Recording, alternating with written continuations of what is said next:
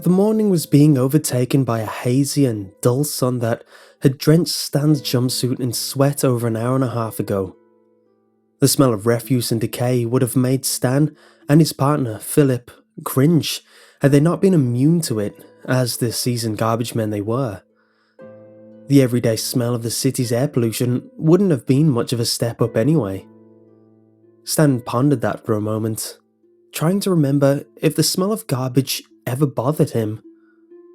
Even as a new co-worker so many years ago, he couldn't recall ever being the least bit repulsed by the varying, season-sensitive smell of trash.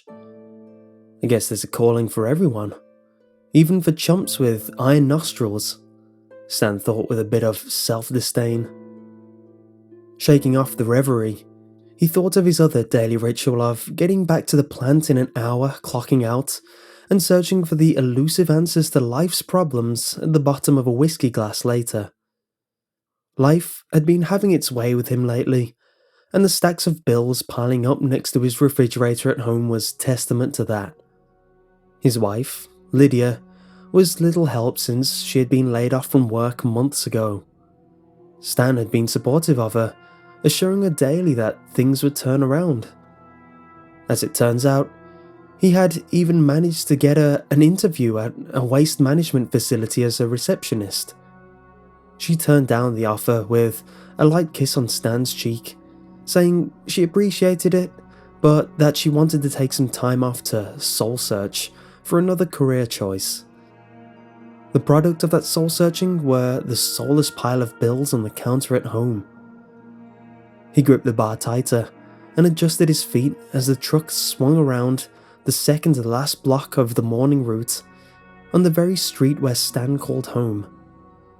He didn't have to even think of this simple action of physical adjustment as he glanced at the spot across from him that Phil usually occupied.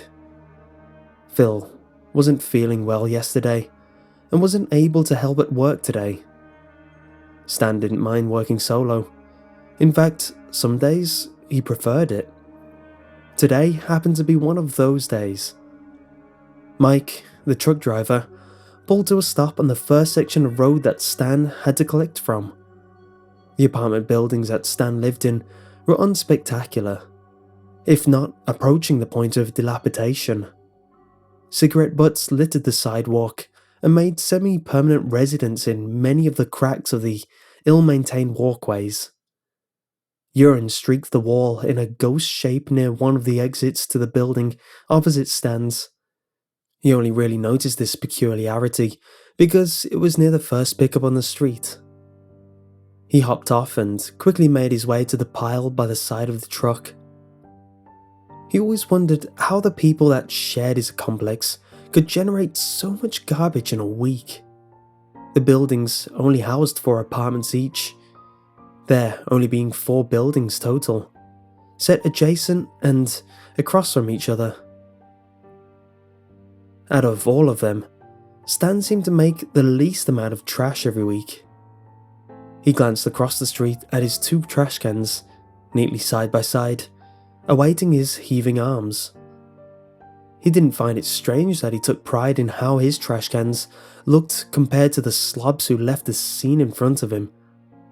Stan took pride in his professional work. Why not show some of that pride by the garbage he made, even if no one noticed? He lifted the first of many bags on this street, noticing some French brochures that must have been left by a travelling neighbour. He threw it in the back of the truck. One bag had the audacity to rip at the bottom from his effort, leaving what must have been the contents of someone's bathroom littered on the street. Another bag burst open in the back of the truck, more French-looking papers, and contents being weeks old. He finished with his neighbour's refuse and made his way across to his complex's garbage. He began with the neighbours, secretly relishing saving his own garbage for last. This had been the way he always done it.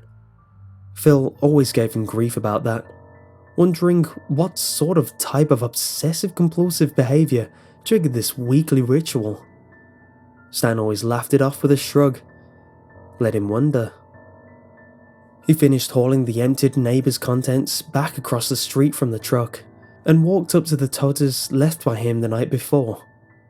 Grabbing the first, he wheeled it dutifully to the back of the truck and heaved the contents into the back. No bags ripped. Nothing that should have been in any of the bags strayed into the truck's interior.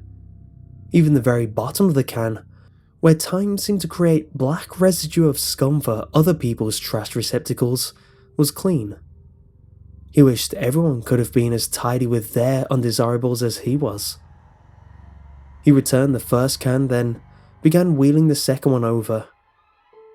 Getting to the back of the truck, he gently heaved the contents onto the back of the computer, then set the empty can on the ground. He quickly pushed the yellow button that began the crushing process of all the garbage he just put in. He looked at how well his tightly bagged contents compared to the other ripped, careless bags and debris his neighbours had left for him. Even the fluids from Lydia's body hardly marked the truck's filthy interior. After he had driven the screwdriver into the back of her head, he had made sure to individually wrap her limbs, torso, and head 3 times with heavy plastic wrap, before stuffing her into an industrial-strength waste bag.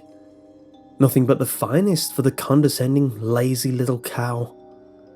He was also impressed at how the black residue scum that lined the inside of the truck didn't seem to show any signs of Phil's blood anywhere, since Stan pushed him in before their first stop.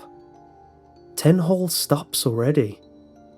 And all Stan could make out was part of Phil's scalp, stuck to one of the compactor's teeth.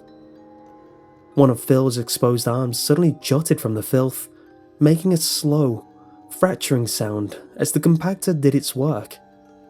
Then the limb bent over to rest upon the bag where Lydia's remains were. How fitting, Stan thought, remembering the texts he discovered on Lydia's phone last night between her and Phil. He smiled, and knew this day's whiskey intake might warrant a day off tomorrow.